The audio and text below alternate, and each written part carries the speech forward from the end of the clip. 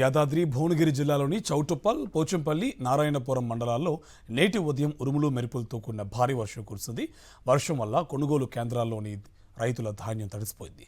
అకాల వర్షానికి పంటలు దెబ్బతినడంతో రైతులు ఆవేదన వ్యక్తం చేస్తున్నారు. కొనుగోలు కేంద్రాలకు ధాన్యం తెచ్చి 10 రోజులైనా ప్రభుత్వం కొనుగోలు చేయలేదని, ఇప్పుడు వర్షానికి ధాన్యం తడిసిపోయిందని మండిపడ్డారు. అధికారులు స్పందించి ఇప్పటికైనా ధాన్యం కొనుగోలు చేయాలని కోరుతున్నారు.